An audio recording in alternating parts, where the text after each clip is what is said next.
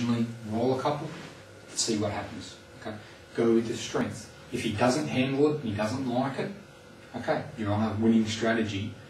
You know you can slightly modify it, but basically focus on using your strength there. If he does handle it, okay, we have to look at plan B. Okay, what is he liking? What is he not liking? What can you do next? What's your next option? Okay, so if you can push nice and heavy with your inverted, but you don't have a loop or a flick, okay, your next option is going to be probably something along the lines of, instead of spinning heavy, fast push it. Give him something different. Don't try and spin it heavy, just push it quick and work off that. And if that doesn't work, you may still try a flick, even though it's not a strength at all, just to let your opponent know that you're willing to give it a go and he has to be aware of it. Okay? So you're not cutting off your options. But yeah, start with your strengths, work down to your weaknesses. And keep an eye, you've got to be staying aware of how he's handling it and how well it's working. But try not to, unless your opponent's a lot worse than you, again, try not to be too predictable. Don't always use the same return against the same ball, because you're risking him being used to it, waiting for it, and giving you a lot of trouble with it. Okay.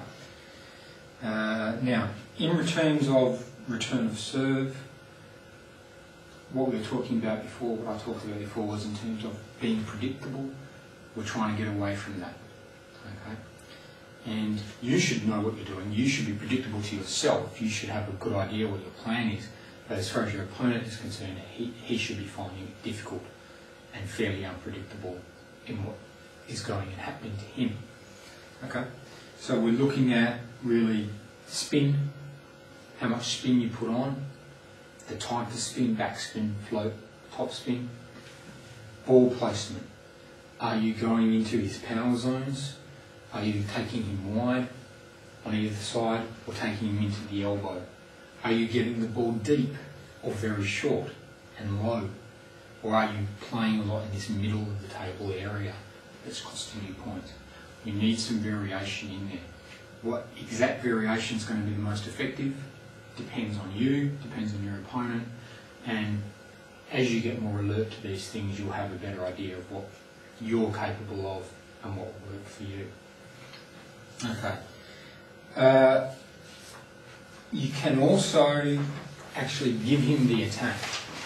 That is a perfectly viable option, and actually let him do the attacking and not necessarily stop him. The key here is don't let him attack strong. So as an example, say if I'm playing a right-hander and they're serving into my pips, and they're going with that long floaty serve, I know they want to attack it. Quite often I will give them the attack and I will float it back and invite them to do it. What I'm going to do though is I want to control where it's likely to come at me. So I will, most of the time, or quite often, I will look for their playing elbow and try and get them to come around, because if I can get them to come here, their best angle is now pretty much heading down cross court. So if he's served and he's recovered and the return's coming to here, he has to come across here, and at this point his safe normal angle is going to be cross court to my pips, where I can be back waiting, being ready. The riskier angle for him is to go down the line, because if he does, what he has to watch for is that he's given up a big angle. And if I can, from my position, either stand there and block, or come back and just roll it, use his pace and even just roll it, or chop it, take him out wide, he's going to be in trouble. So I force him to make his safe option into where I want to be, which is able to load up with my long pips. So you can force them to do that kind of thing. Give them the attack, but by controlling where you put it, and again, if you're here and you can get the ball out wide there, you're going to control that most of his angles are going to come here. So you can go there and you can come across and wait with your pips, or wait with your smooth, and be kind of ready for it Don't necessarily wait like that, but just be ready for that option because you know that's his safe course. And what we're then doing is you're letting him attack, but not strongly, and into areas where you can force his logical next move and make him take a risk. If you can get the ball short and wide to that forehand, he has to either try and go around the net or up and down very, very quickly because he hasn't got the table to work with. And you're cutting down his options and increasing your own. And obviously, if you can counter-attack a little bit yourself, by counter-attacking a little bit more, what you're doing is you're putting that little uncertainty factor into his head, that he cannot just serve and play without thinking, because there's this chance that your return may be flicked wide, or you may put it there, he can hit his set-up third ball, and suddenly you're forcing a block, whereas he's expecting just a careful block, or you're counter-looping, or you're just basically breaking that rhythm. If you can do that, it makes it harder for him. Okay.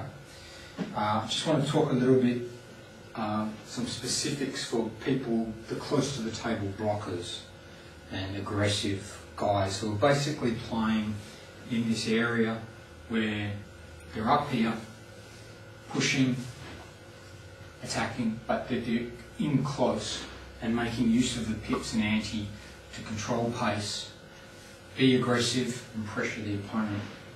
Okay. First thing to do is, even though you're close to the table, you still have to pay close attention to what angles you're giving your opponent. Okay? It's no good standing here, the opponent serves diagonally to here, and if you go down that forehand side to him and you stay here, you're giving him angles. Even though you're close to the table, you're giving him the chance to go by you. You have to pay attention to where you've hit the ball. You go over that wide forehand, you've got to take that one step, and now you've covered the angles. Okay? You go wide out to his backhand, or out to this side, you have to come over here, you have to cover. Okay? There's no good standing here doing all of that unless you're physically incapable of moving. If you're physically incapable, if you can't actually step, fair enough, okay, you do what you can. But if you're able to shuffle like that, then it's silly to put something somewhere and not just even take a little step over to cover the angle. Okay? It's basic stuff, but it will give you you'll be in a better position, you'll make life harder for your opponent. Okay? So even though you're close to the table, angles still count, footwork helps. It's never going to hurt you, it's only going to help you. And it doesn't have to be this wide, low. It can be as simple as standing up straight and just stepping over. Okay? That one step, I'm here, I can reach to there and maybe to there. If I take one little step, I'm out here. Okay? I come back, take one little step, I'm out here. Okay? Now that I'm out here, to get way over there, I've got to take two steps. That's you know, okay, 1, 2. But that tells you that when you're out here, okay, you better go more often back cross court than down the line. Because if you go down the line, your opponent has that big angle. And if you're not fast, you're not going to get there. At least if you're out here and you hit cross court, you're already in more or less the right spot. You're not going to have to move as far. So paying attention to angles is part of what's going to help you prevent your opponent. If you put it over there and you don't want to get a third ball blown by you on your forehand, if you put it over there, take a step. You can get there. Put it over there.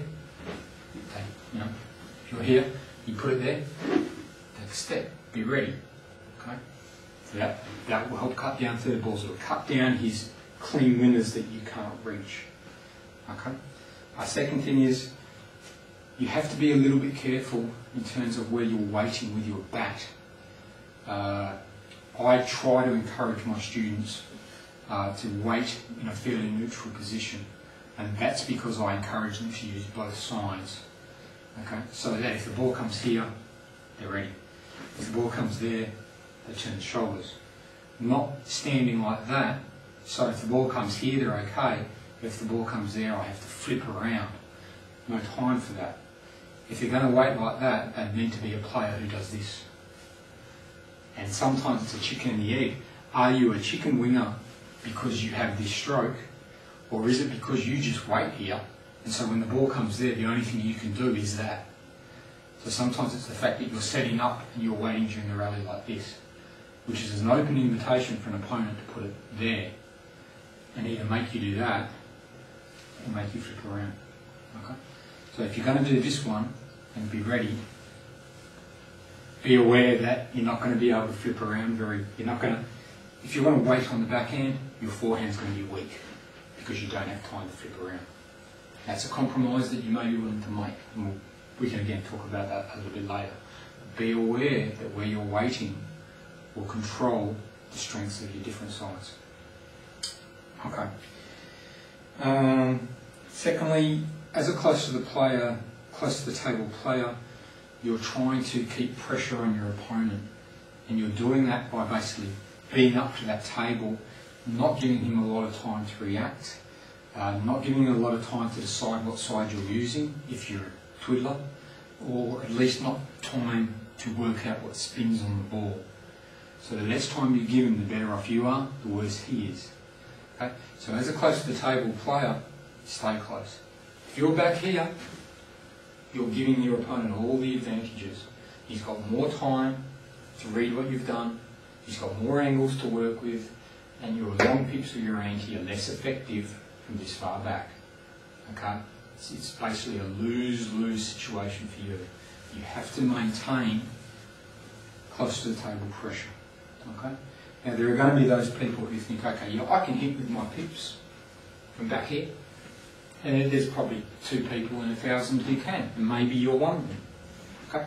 99 out of 100 of you though, if you're back this far from the table and you're trying to hit with your long pips, you're in the wrong spot doing the wrong shot. Okay?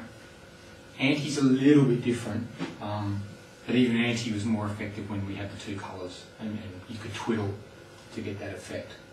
So you may always be the exception, but for most people, stay up, stay close where you're going to be effective, and look for balls coming off the bounce faster. If you can get them early, if your timing and reflexes are up to it, earlier is better, provided you're not just straight off the bounce, because then you've got to hit up and over. But definitely not waiting for it to come up, but getting it early is usually a good thing. You're cutting down his time, you're keeping the pressure on, and your shots will be more effective for it. It's almost really just like hitting harder, but you're getting the same effect just by basically taking the ball a little bit earlier, which is great if you can. Okay. Secondly, the thing is, as the person using the pips and inverted, you're the combination back user, you've got to cut down silly mistakes. Okay, you've got to keep pressure on him. If you're giving him silly mistakes, he will stay loose, he will hit a better 3rd ball, he will hit a better 5th ball. If you keep the pressure on him, if you keep the match score tight, he's going to be tighter, the 3rd ball and 5th ball is going to be less effective. Now what a silly mistake is will vary from player to player, but what I'm getting at is really a good example is, say you're using a fairly slippery long pip that doesn't grip a lot. Okay, if the opponent is top spinning, it's absolutely ludicrous for you to be trying to hit forcing topspin balls offload, because you will not get the ball down. Okay? If the opponent's chopping it, great, yeah, you can do it. But it would be a silly mistake to try and take somebody's topspin shot and counter hit it with your long pips, because you're never going to generate the spin, but you're giving him 3 points. So you need to know what your limitations are at the time that you're playing. Okay, and work within your limitations. Okay, there are certain, with inverted, you can put that heavy spin on and drop the ball quicker. With the young pips or with the ante, you're more restricted by what your opponent has given you. So it's silly if he hasn't given you the right ball, it's very, very silly to go off and try and do a big attack if you haven't got the right setup ball for it. You're much better off controlling it somewhere and looking for another opportunity. So don't give him easy mistakes that he hasn't earned. He's got to earn everything. Even at the top national level in Australia, there's lots of mistakes made by aggressive players just forcing too hard or being careless. Okay? You can't be careless. You don't want to be careless. You have to be calculating, be patient, and cut down your silly mistakes. And what you'll do is you'll find your opponent will have much, much more pressure. His third ball, his fifth ball won't be as good. Also, even when you haven't had a chance to scout him, you should be not guessing where he's going to go. Okay, if someone's hitting big third balls past you, big fifth balls past you, you shouldn't be just basically going, oh, he might go here and I might be getting there. Watch him, read the body language as much as you can, read the wrist angle, and then make your best decision that he's going to go this way or he's going to go that way. Because then, if you're wrong, you're learning that he does have that ability. You're a little bit better in terms of what you're watching for next time. And as the match goes on, you should get better at anticipating what direction he's going. And that's not uncommon to see an attacker dominate a long pit player or a combination bat player for the first game or two, where the long pit player is standing there or going back chopping and is getting past, you know, not quite getting the bat there. But by the third game, the long pit player has worked it out and is now hitting the ball sweetly and rolls over in the next two or three. And what it is, it's just that ability to read your opponent better, get to the ball better by watching him and learning what he's doing. So don't guess. Look closely, anticipate, make an informed decision, learn from it and move from there. Okay.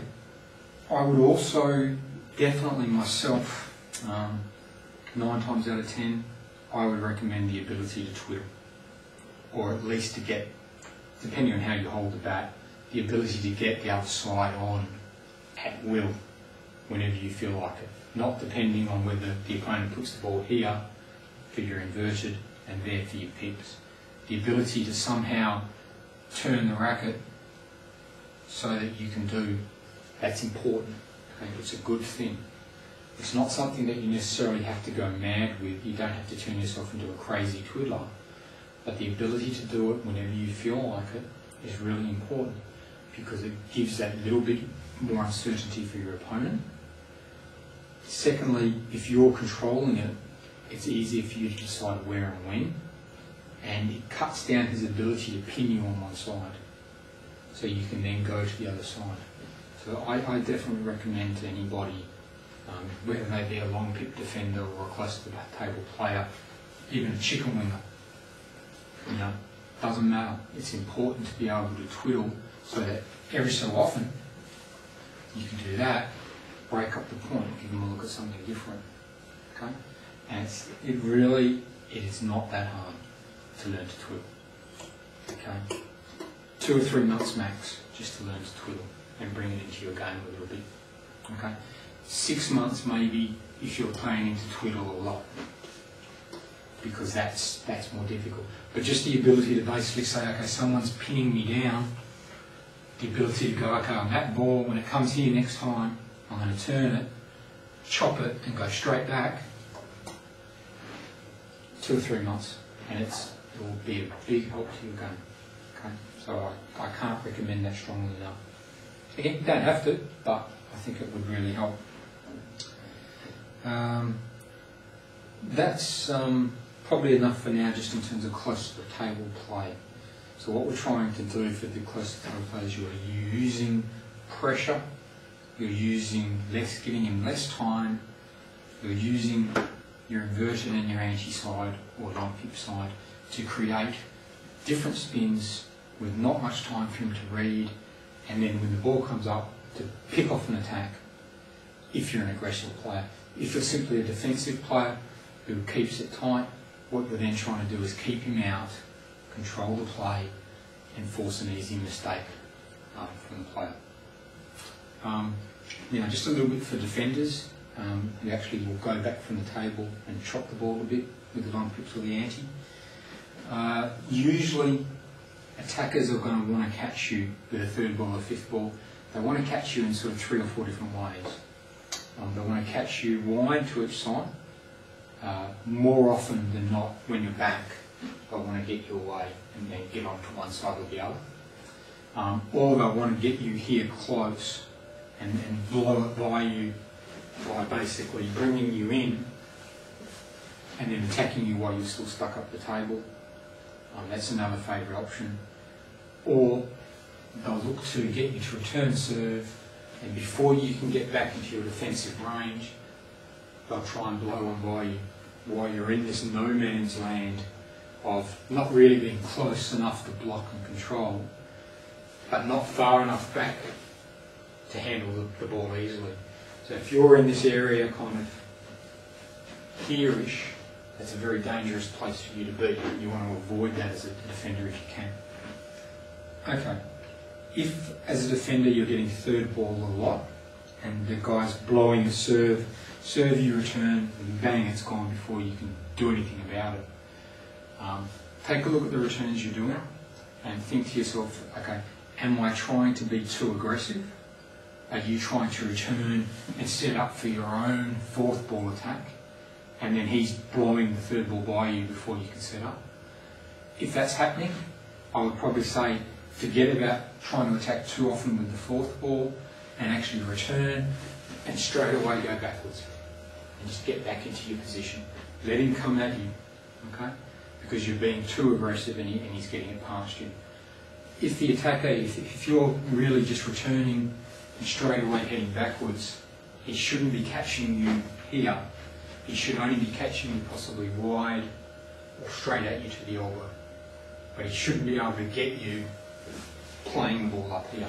And if you're, as a defender, finding that you're playing a lot of balls up near your chest, what that means is you haven't got back far enough to get it in your position. So return it, and instead of returning it and looking for an attack to tee off, return it and straight away head back and look for a ball to set up for an attack to come in and handle it differently. Okay,